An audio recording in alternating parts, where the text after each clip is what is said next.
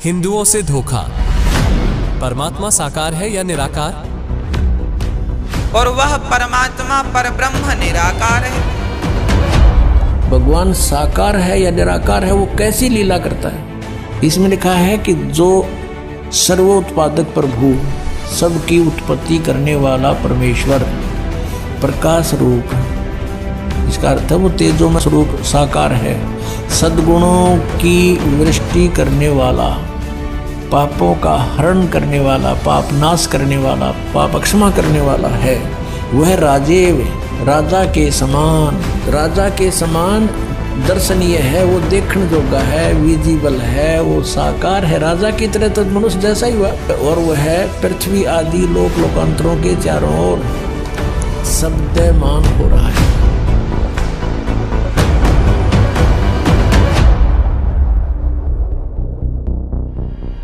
आइए जानते हैं श्री अनिरुद्धाचार्य के विचार। भगवान साकार भी है और निराकार भी है। राम जी साकार हैं और वह परमात्मा परब्रह्म निराकार है।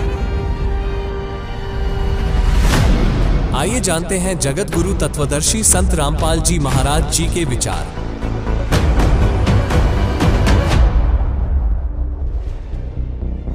ऋग्वेद मंडल नंबर 9 अब दिखाते हैं और सूक्त नंबर 86। भगवान साकार है या निराकार है, वो कैसी लीला करता है? ये है ऋग्वेद मंडल नंबर 9, 10 इकट्ठा अनुवाद है। ये है सार्वदेशिक आर्य प्रतिनिधि सभा, महर्षि दयानंद भवन, रामलीला मैदान, नई दिल्ली से ये प्रकाशित है। और ये मुद्रक है Prince offset printer 1510 Pataudi house, Daryaganj, नई दिल्ली से ये छपा है। छपा खाना चाहिए। अब देखना, ये है ऋग्वेद मंडल नंबर 9 और सूक्त 86 का मंत्र नंबर 26। इसमें लिखा है कि यज्ञ करने वाले यजमानों के लिए परमात्मा, यज्ञ करने वाले माने धार्मिक अनुष्ठान यानी साधना करने वाले, यजमान माने भक्तों के लिए परमात्मा सब रास्तों को सुगम करता हुआ, उनके विघ्नों को मर्दन करता है और उनको पवित्र करता हुआ और अपने रूप को सरल करता हुआ वह कांति में परमात्मा, यह लिखना था कबीर देव। कवि कोई भी सर्वज्ञ नहीं हो सकता जिसको सारा ज्ञान हो। कवि कविता बना सकता है, ये कबीर देव लिखना था यहाँ पर। वो कबीर देव विद्युत के समान यानी आकाशीय बिजली की तरह सेकंड में नीचे आ जावे, क्रीड़ा करता हुआ, ऐसे लीला करता हुआ वर्णीय पुरुष को यानी अच्छी आत्मा को प्राप्त होता है। अच्छी आत्मा को आके मिलता है वो, जैसे आदरणीय धर्मदास जी को मिले, आदरणीय नानक साहिब जी को मिले, आदरणीय मुलुकदास साहिब जी को मिले, आदरणीय दादू साहिब जी को मिले, आदरणीय गरीबदास साहिब जी गांव छुरानी जिला जद्दर हरियाणा वाले को मिले, आदरणीय गीसा दास साहिब जी गांव खेखड़ा यूपी मेरठ वाले को मिले। तो अच्छे पुरुष को आकर प्राप्त होता है। वो कहाँ रहता हो भगवान? 27वें श्लोक में ऋग्वेद मंडल नंबर 9 और सूक्त नंबर 86 का 26 पढ़कर 27 में पा गए। इसमें इन्होंने ये जो निराकार मानते थे भगवान को और वेद बता रहे हैं, वह परमात्मा प्रकाश पुंज परमात्मा को, जो परमात्मा ध्युलोक के तीसरे पृष्ठ पर विराजमान है, वहां रहता है। तीसरे एक स्थान पर रहता है धूलोक के यानी उस तेजों में लोक सतलोक के एक स्थान पर, तीसरे स्थान पर विराजमान है, वहां रहता है। निराकार क्यों करो भगवान जब वहां बैठा है? जब परमात्मा ने बहुत कुछ ज्ञान समझाया कबीर जी ने धर्मदास जी को, उसका समझ में नहीं आई, उल्टी सुल्टी, फिर भी कुछ ना कुछ अड़चन अड़ाता रहा, तो कबीर साहब अंतर ध्यान हो गए और वो एकदम सामने से गुप्त हो गए। तो धर्मदास बड़ा विचलित होया, रोता रहा, और आखिर में ये ठान ली के परमात्मा यदि दर्शन नहीं दोगे ना तो आपका दास अन्न भी नहीं खाओगा। ऐसे 7 दिन बीत गए। तो परमात्मा ने देखा ये बालक है, चल अब इसकी जिज्ञासा बढ़ गई है, फिर दोबारा आते हैं। फिर दोबारा गए तो फिर कहा कि परमात्मा और तो आपकी सारी बात मान ली मैंने, मुझे एक बार उसके दर्शन करा दो आपके सतलोक के, फिर मेरे मन में कोई अड़चना नहीं रहेगी। देखिएगा ये है पवित्र कबीर सागर 11 संपूर्ण भाग सहित खेमराज श्री कृष्ण दास प्रकाशन मुंबई। कबीर सागर का ये प्रथम खंड कबीरपंथी भारत पथिक युगलानंद बिहारी द्वारा परिष्कृत। मुद्रक एवं प्रकाशक है खेमराज श्री कृष्ण दास, अध्यक्ष श्री वेंकटेश्वर प्रेस, खेमराज श्री कृष्ण दास मार्ग मुंबई। ये यहाँ से प्रकाशित। कहते हैं धर्मदास जी को सतलोक में ले गए ना, परमात्मा का जो मेन गेट है जिसमें वो बैठे हैं राजा के समान, उसका द्वारपाल है, गेट कीपर है। उसको परमात्मा ने कहा, कबीर जी ने तो नीचे से जिंदा महात्मा के रूप में उसके साथ गए थे, कहा भी इसको द्वारपाल परमात्मा के दर्शन कराओ। अब द्वारपाल ने कोई और बुलाया, वहां का हंस भगत, उससे भगत कहो चाहे हंस कहो, उसको कहा कि जा इस प्यारी आत्मा को परमात्मा के दर्शन करा के लाओ। तो गणे भगत इकट्ठे हो गए जो वहां रहते हैं, जो मोक्ष प्राप्त करके गए हुए हैं, मनुष्य के सदृश हैं, उनके नाक हैं, गले में मोजनती सुंदर माला पहनते हैं। हर ये बताओ बूंद सी घूमा है, कोई न कोई उसमें जाकर मिल जाते हैं, समुद्र बूंद में डूब कर मरा करें जैसे है मूर्खो। कख पता तुमने भ्रमित कर दिया पूरा विश्व। अब देखो क्या है वहां पर वास्तविकता। द्वारपाल हंस सो कहिया, ताम एक हंस अस कहिया, यही हंस हंस है, तुम जाओ लिवाई इसको ले जाओ और पुरुष दर्श दे आनो भाई। पुरुष माने परमात्मा का दर्शन करा कर लाओ।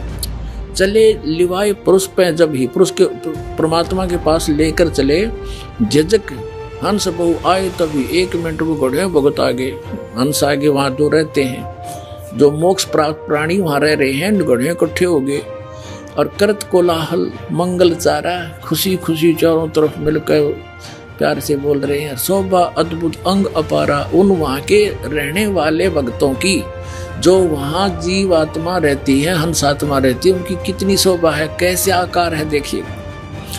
अद्भुत अंग शोभा अद्भुत अंग अपारा, हंसन शोभा कहाँ बताऊं, कुछ एक प्रभाव सोवर्ण सुनाऊं। धर्मदास जी बताते हैं आके कि वो कैसे हैं, कि बताऊं कौन ये शोभा, पर कुछ एक बताता हूँ। रतनमाल गरीब शोभत हंसा, उनकी गर्दन में, ग्रीव माने गर्दन में, और माला सुशोभित होती है देखिएगा, सुशोभित हंसा। रतनमाला गले में सुशोभित है उन हंसों की, और मणिमाला किमी करो प्रशंसा, और भी निरी सुंदर माला इनके गले में। जगमग दे हंसन कर ही, उनका शरीर जगमग करता है। अमर चीर बहु शोभा धरही, यानी अमर कपड़े हैं वहां के, जैसे सतलोक के सभी पदार्थ अमर हैं, कपड़े भी कभी नाश नहीं होता, वहां के पदार्थ भी कभी खराब नहीं होते। वहीं से एक परमात्मा ने सैंपल भेज रखा है पृथ्वी पर सतलोक से, ये गंगा का जल, ये सतलोक से आया विष्णु जी के लोक में, विष्णु जी के लोक से आया शिव के लोक में, और शिव के लोक से फिर ये आगे आई यहाँ पृथ्वी पर गौमुख के अंदर वाष्प बनकर दूसरा प्रारूप बनाकर वहां प्रकट करती बर्फ रूप में, और फिर वहां से ये जल आ रहा है। इस गंगा जल को कहीं रख लो कभी खराब नहीं होता, और वैज्ञानिक सिर मार के पटक के बैठ गए, इसका कोई भेद वो नहीं निकाल पाए। तो कहने का भाव ये है कि एक सैंपल भेजा था भगवान ने कि वहां का ऐसा जल है, जब वहां से घूमते घूमते इस निकम्मे लोक में भी इसका ऐसा अस्तित्व है, और वो तो एक प्योर प्लेस है सतलोक तक। तो कहते हैं जगमग दे हंसन कर ही, अमर चीर बहु शोभा धर ही, उड़ राख चिकुर शोभा छवि छावे, रवि का करतार रोम छवि छावे। ये है कि अनसन भाल शोभा के मैं कहूं। अब क्या बताते हैं कि उन अंशों की जो वहां पर रहते हैं उनकी माथे की शोभा बताता हूं। माथा भाल देखिए कि मैं कहूं सोडस चंद्र भाल छवि लहू वो हो। अब कहते हैं उनके माथे की जो शोभा है 16, इतना रोशनी है उनके मस्तक की जैसे 16 चंद्रमाओं की रोशनी हो माथे माथे की वहां के अंशों की। और बाकी शरीर की कथा वर्णन क्या आगे बताता हूँ। षोडश चंद्र भाल छवि लहो हंस कांति प्रतिरोम प्रकाशा हीरा मणि उदित रोमांसा। एक एक रोम की यानी बालों की ऐसी शोभा है जैसे हीरा मणि होती है।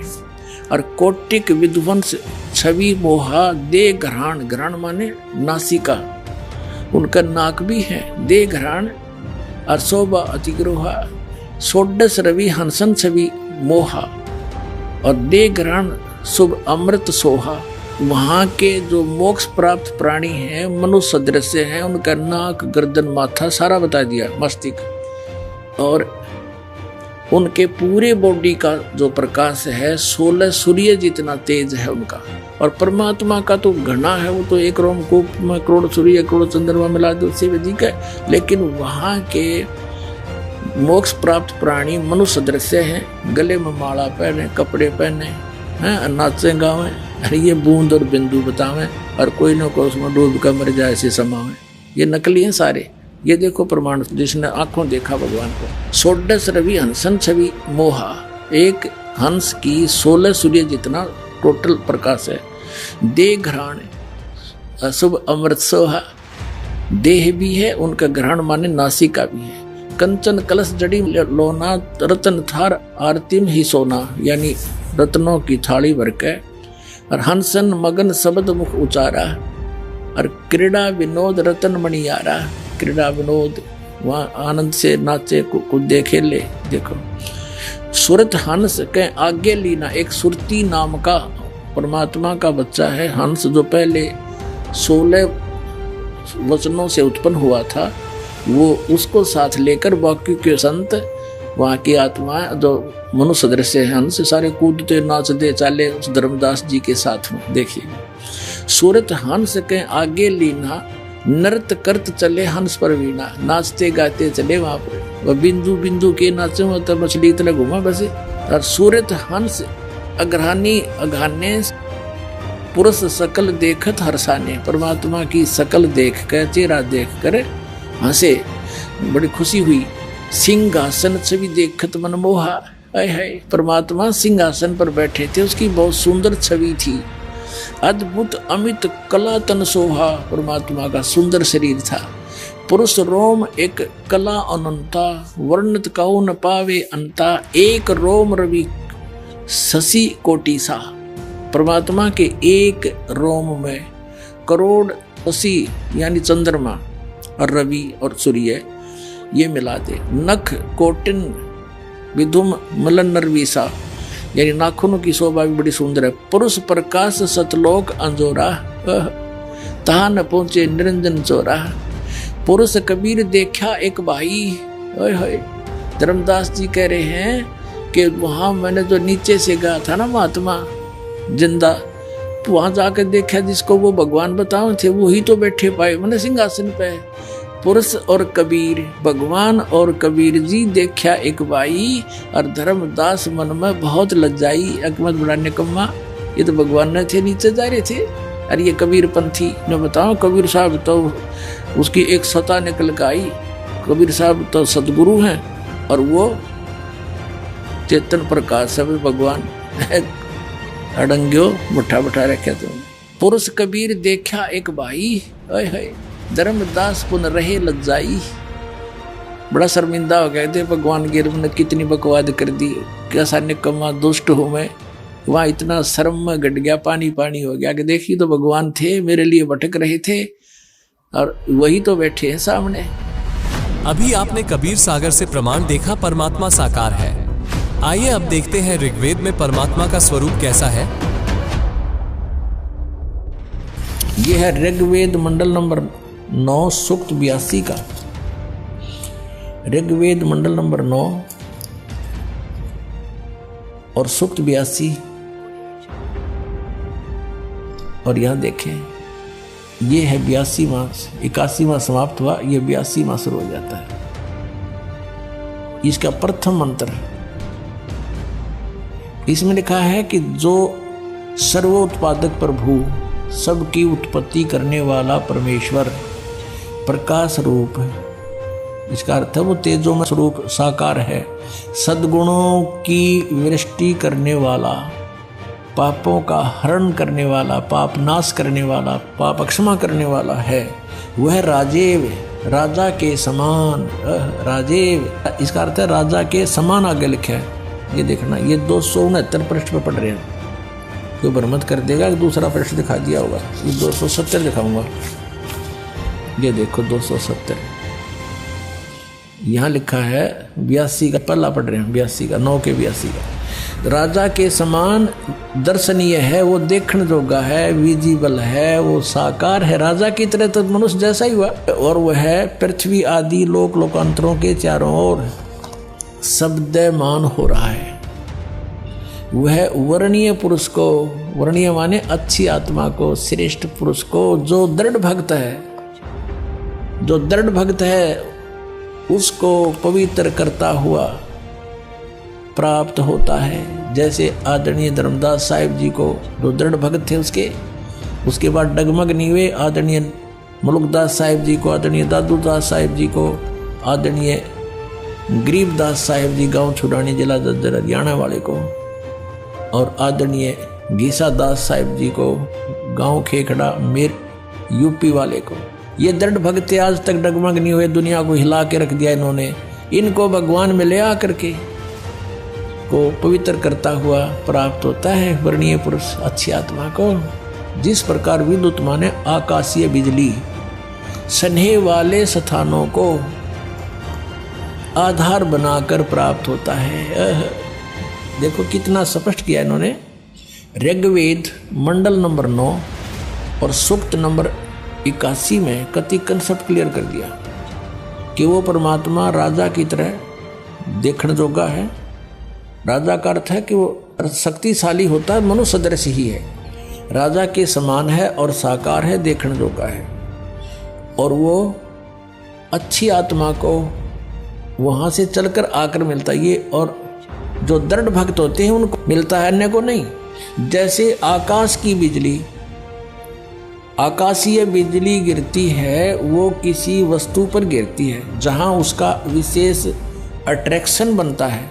पुराने समय में जब कांसी धातु के बेले थाली हुआ करते प्रांत, और उनको अगर वर्षा के दिनों में कहीं बाहर वो पड़े रह जाते तो हमारे बुजुर्ग दादी माता कहा करते थे कि कांसी के बर्तन पर बिजली गिर जाती है, जब उसका संयोग होता है ऊपर से गिरने का, तो वहाँ अवश्य उसी को तुरंत वहीं आकर के अट्रैक्ट होती है, उस कारण खिंची आती है, उसी पर गिरती है।